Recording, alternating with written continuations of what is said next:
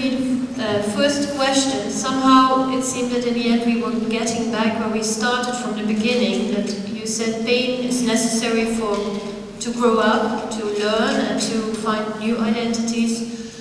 But again, this pain is not felt everywhere to the same degree? Is it not again that maybe people blame Maxima for being cosmopolitan is easy when you live in a palace? Is it her pain would perhaps be less than the pain for someone who is afraid to lose a job to the Polish plumber? I know this is maybe too simple, but it's a very good question. Yes. It's a research question. We should do some empirical interviews to find out. The idea that it is easier for the Imelda Marcos with the 5,000 pair of shoes, which I'm very envious of, than obviously for the great picker, is of course a banality. Class relations do play a role. But I would prefer to think of the issue of pain in very structural terms and not in psychological one. I know it's very counterintuitive, because if you think about pain, of course, it's about it hurts and it hurts me. But if we could go with Spinoza on this, Spinoza, when he looks at pain as simply quantities of emotion, a certain quantity, a certain amount of pressure on you that is not fully pleasurable. I think most of us experience, let's face it, the pain of hybrid or ethnic societies. It's just a slight irritation. We're not being sort of squashed to death by our Muslim migrants, well, but some sort of, it's not our daily experience of it. It's more a confrontation with otherness that questions us and defamiliarizes us with our surrounding. I think that this is globally how I see that happening. So that type of pain can be as strong for somebody like Maxima coming from wherever she is with the family history that she has, the poor thing, going into this. But I don't see that as something that would be sociologically particularly variable.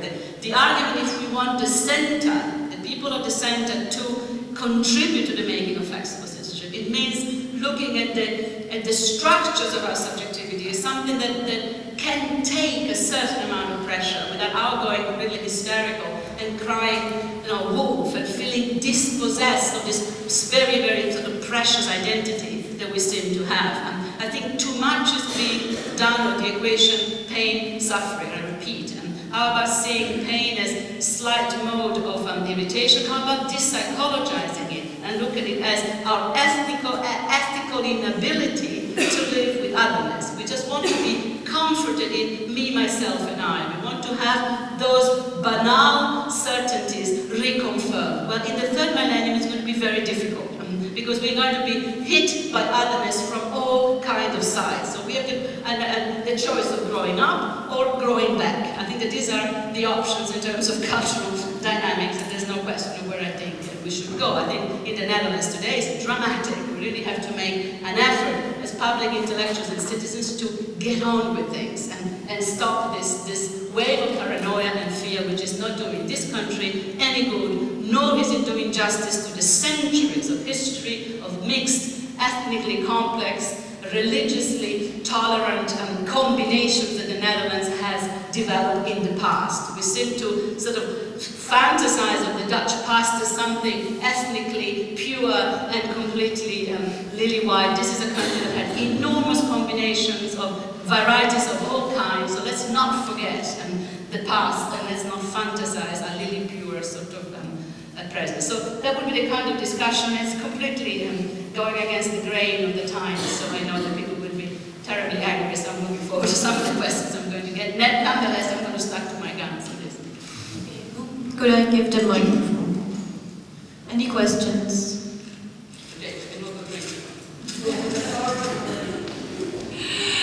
Thank you, Rosie, for a very eloquent and important lecture. My question is about, you said something, if I understood you correctly, that the post-national current goes together with regional nationalism.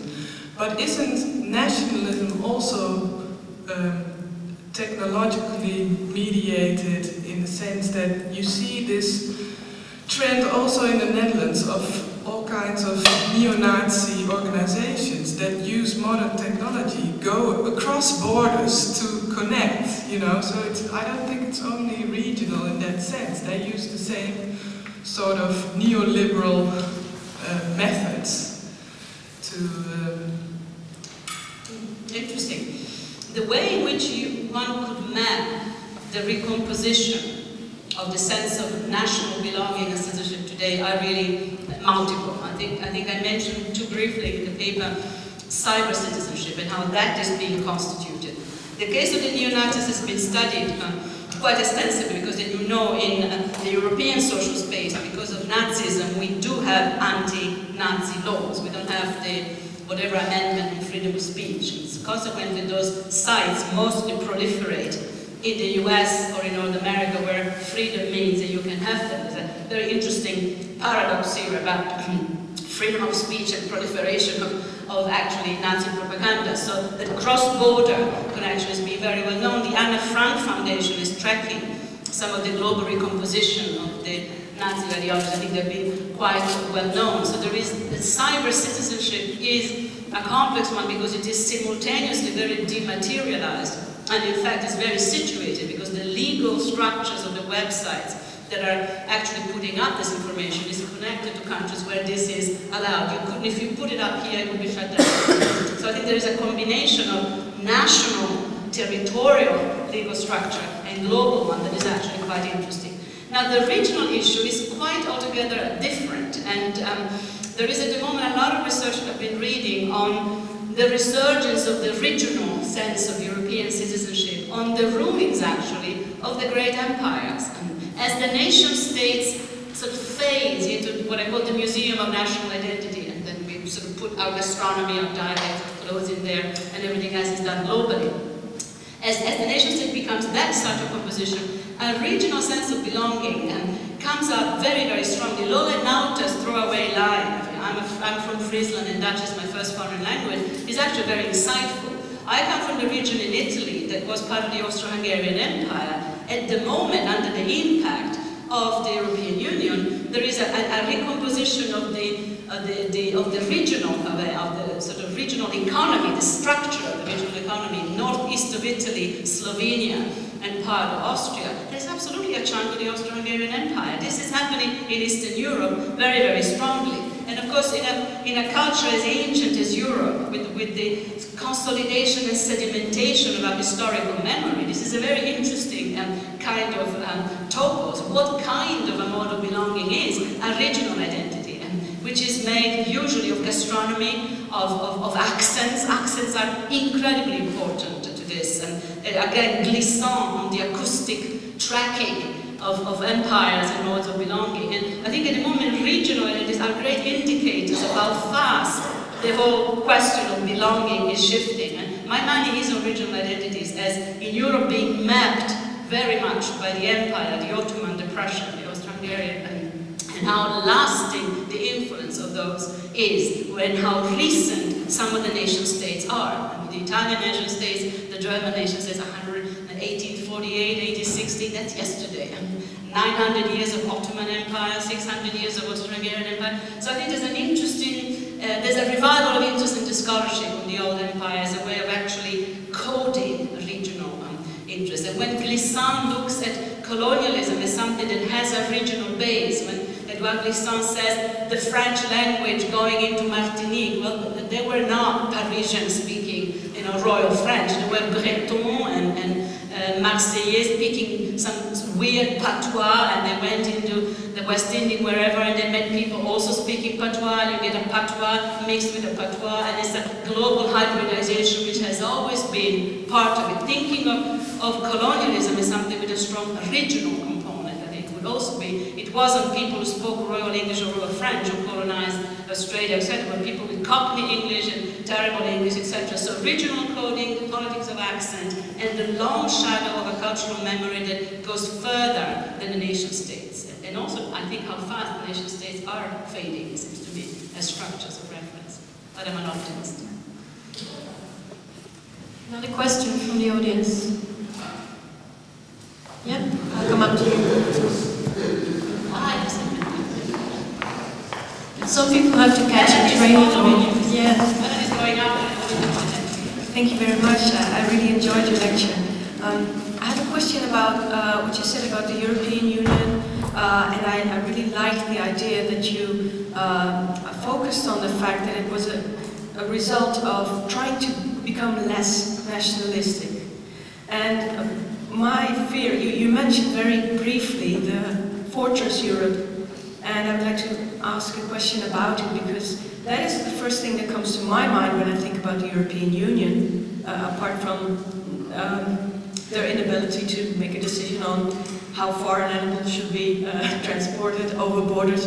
But for instance, when I travel from the Netherlands to Germany and I take the ICE train, what happens is sometimes you do get a check, and I like the idea that they are very easy about the crossing the border. It's not as difficult as it used to be. But on the same time, you see that those people who are being checked and are being especially looked after or being questioned are usually black people or people who are visibly in some way not ethnically European. So I'm fearing that this European idea is creating a new sense of super ethnos, which is worrying me. So I hope you can say something about that too.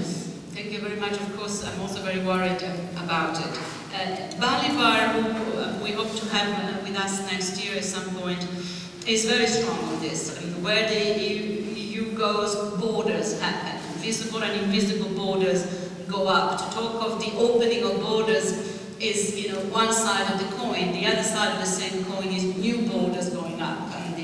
And at the moment, it's just outside Poland, right? We're blocking the new EU. So a problem with expansion, and a problem with security, and a problem with being able to impose a legal structure to this forever expanding planet. If you look at the original, at the text of the founding fathers, whether it is Jean Monnet or Spinelli or Adenauer, the people after the war that started the European Union, the whole idea was in due course to come to a proper political structure, to a European Parliament elected by the people of Europe that would allow for a consistent type of policy across the border. That political will that was very strong in the post-war years, because we were squashed by guilt and responsibility after the war, we were poor and famished and being kept alive by the Marshall Plan, that goodwill dwindled as we became richer and more arrogant and we forgot our history. People think today of the EU as some sort of narcissistic luxury and some sort of form of self-indulgence, where in fact it has, as I said, a very, very different history. This to say that we're looking at a very unfinished project and a very botched project, a very messy project, because it's neither here nor there. And if you can explain to me why in a country like the Netherlands, around 13% of the population bothers to vote in European elections, if you can explain this to me, then I can start engaging in a conversation with you, because your guess is as good as mine.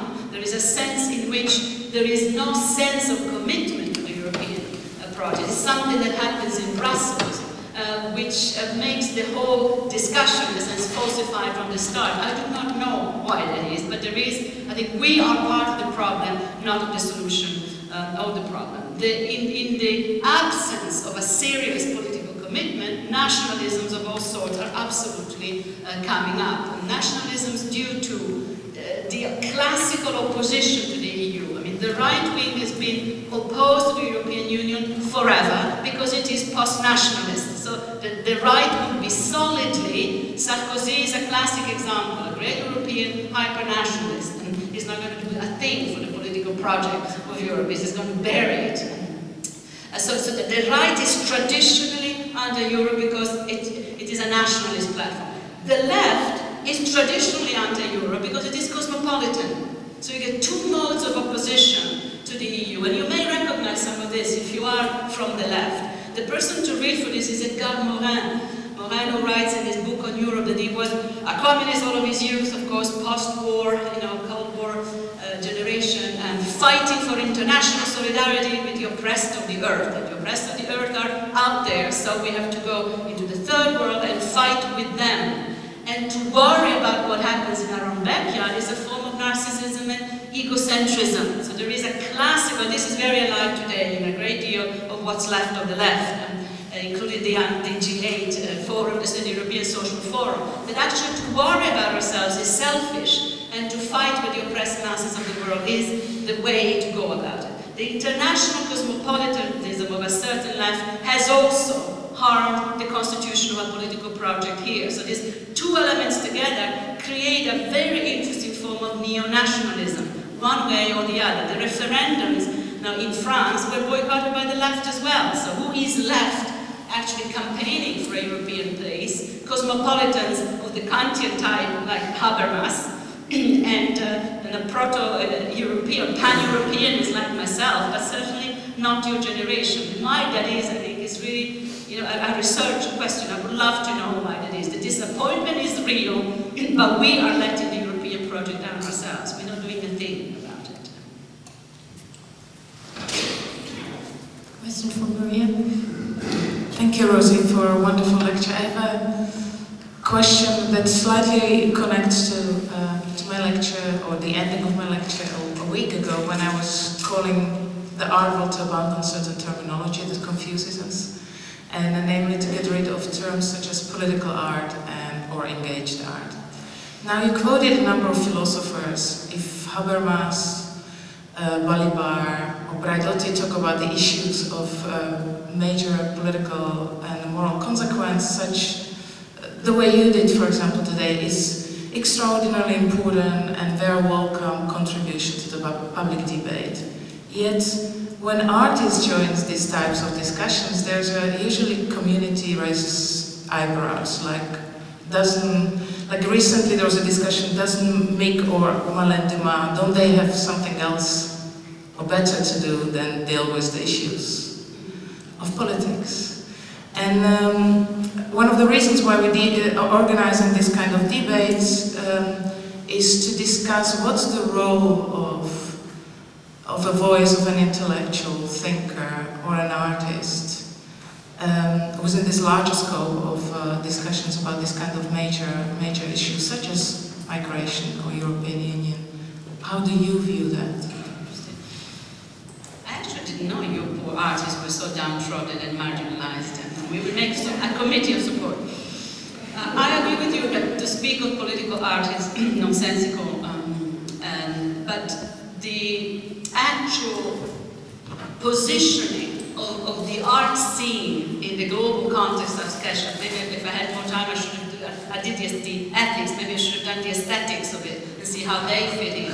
If we should artistic practice with the three models, the neoliberal, flexible citizenship, world migration, and the EU, they would come across as three very different type of art practices. And there's no denying that there is a whole chunk of your world that is integral to advanced capitalism. And I went to the opening in Venice, I'm still trying to recover. Because I was not on the helicopter with Elton John when he came off the yacht of Roman Abramovich and landed in the middle of Venice. I wasn't in that, was I? I was in the pavilion serving drinks and being nice to the guests. And the sheer display of capital flow, I mean, the enormous amount of money that flows around the art world, whereas an academic used to second-class tickets and carrying our own luggage and even taxes are not refunded, we were stunned at the opulence of the scene. So there is a sense in which a certain type of artistic practice, this you know perfectly well, because in the Reader, Maria wrote openly, being somebody who comes from the Open Society Foundation as an Eastern European, with her democratic practice to actually do the Venice Pavilion is almost a betrayal of everything you believe in, because you're combining two nightmares, a national pavilion in the era of globalization, and doing something that is anything but politically motivated art. You're doing entertainment for the rich of the earth. And Maria did very, very well, and so did Arnold, of course, with his pavilion. So there's a sense in which one chunk of your world is completely integral to this. More interesting is the role of the arts in the world migration and in the EU scene. And I wonder what is left of artistic practice with a European consciousness or a European cutting edge in the world today. And it was a very great lesson for me to work with the BAC, to work with the Mondrian Foundation and with Arnaud, and see to what an extent globalized art practice missing a way of being everywhere and nowhere. And what is very strong about Arnav is territoriality. Arnav Mik is really working on spaces. His spatial sensibility is so enormous that you really are looking at borders, you're looking at detention centers, you're looking at real spaces. You are somewhere. You could be anywhere, but that doesn't make it, you know, sort of nowhere. It's very situated in this point of view. But an artistic angle of intervention that would reflect the character of Europe today, I would say is not there. Remember, we were looking for artists to interview for the catalogue, for the reader, that they could speak from a local perspective. We couldn't find them. It seems to me that the absence of a creative heart that would take the European context seriously is one of the elements of this enormous imaginary poverty that I see as one of the issues in the constitution of a European space. When I said before, why don't we get excited about Europe? Well, why should we? You know, it's about as sexy as an after dinner meeting, you know, Europe. Oh man, just fall asleep on the spot. There is a lack of creative engagement. It's not titillating. It does not trigger our imagination. And I think you see that in the art world. Are we ashamed of it? Is the guilt of being Europeans still there? Or are we really dead and boring and done for?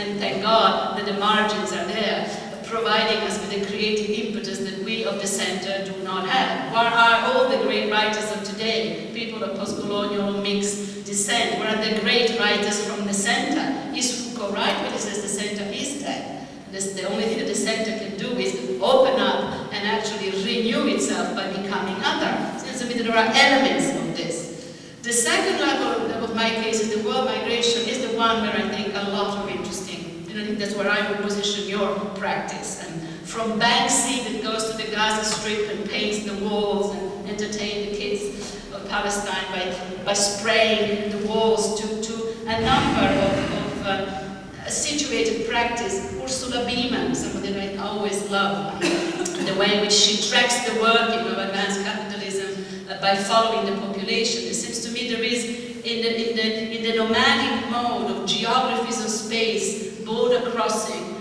and hybrid identities, an enormous creativity, and that is less political in a banal sense of the term than almost witnessing processes by which othering is implemented across the border. And I think that staying there and witnessing, just not going away, and digging in your heels and saying, I'm going to actually hold up the mirror and do this elegantly and firmly, but not giving up, is very much the practice that the Bach does. And I think that is crucially political, but even more importantly for me, profoundly ethical in this witnessing the fate of others and being able to other yourself in the process. I think that is spot on. And so I think it would be in that second of my three cases that I would see this happening.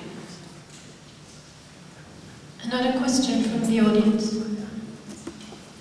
No, I would have a question. What do you think of books like Geert Mak's History of Europe? Do you think that's helpful? Is this something that more historians should engage in? I confess I haven't read that one, but I was at a debate with him at the big part of the Groene Amsterdammer when he and John Gray got into a whole debate about what constitutes the source of the great European political tradition.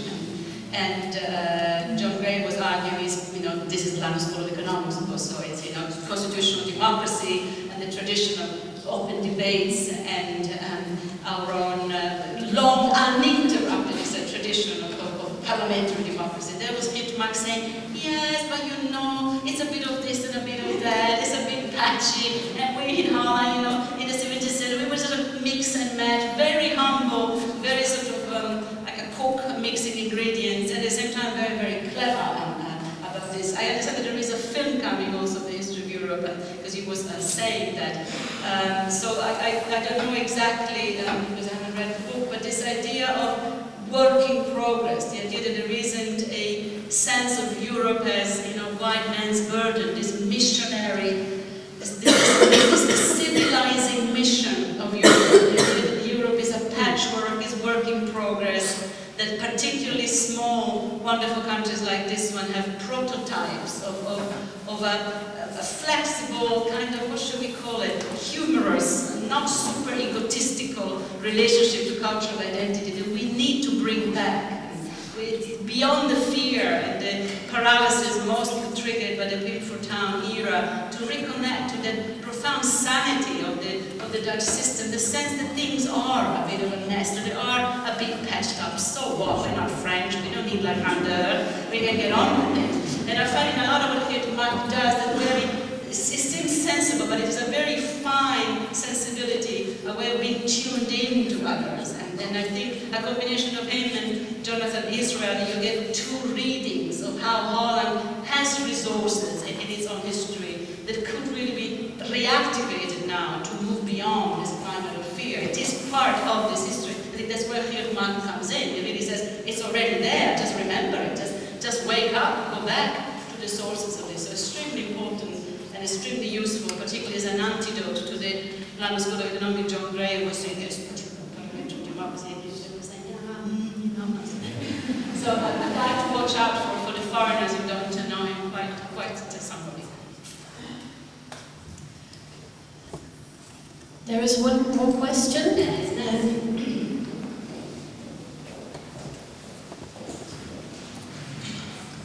Yeah, Rosie, first of all, thank you for your wit and your sharp brain. I have to admit, well, I used to be one of your students back in the day, but I'm getting a bit rusty, so I hope I can read back your stuff to get it all.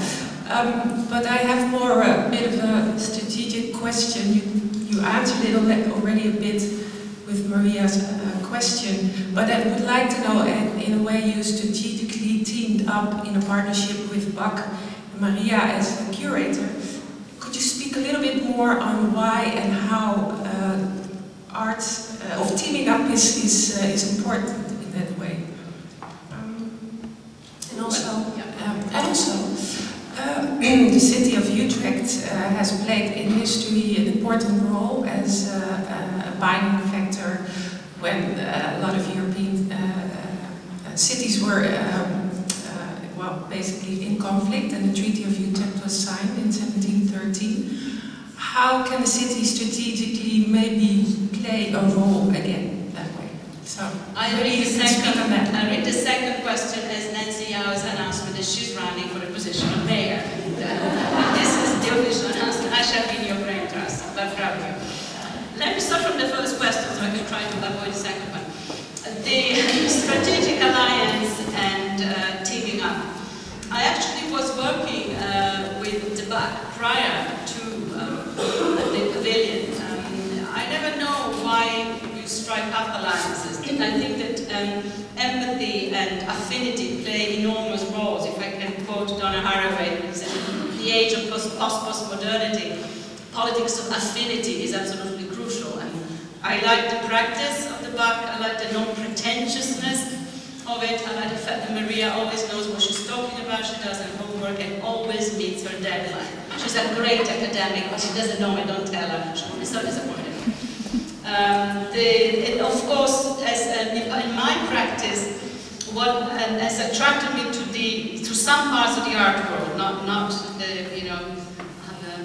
Abramovich and the capital one, the other one, is the commitment to the creation of concepts. And it's a straight citation from my favorite philosopher, Gilles Deleuze, when he says, thinking is about the creation of concepts. Now, there are many things that you can say about the university, including a great one like Utrecht University, but the creation of concepts is not what we do easily. We have a lot of other things to do. Teach, you may remember, and then correct, mark papers, and deal with the bureaucracy. Creation is there, of course, it's an incentive, but it's not always what we get, particularly in relatively depressed areas of academic life, such as the humanities and the social sciences, where we are teaching very long hours and fundamental research is not something that we have easily access to. So I noticed that you'd have to be blind not to, that there is a lot more of that in some parts of the art world. That's what artists do. They are paid for actually being creative. A lot of them don't, but the good ones really do. So there was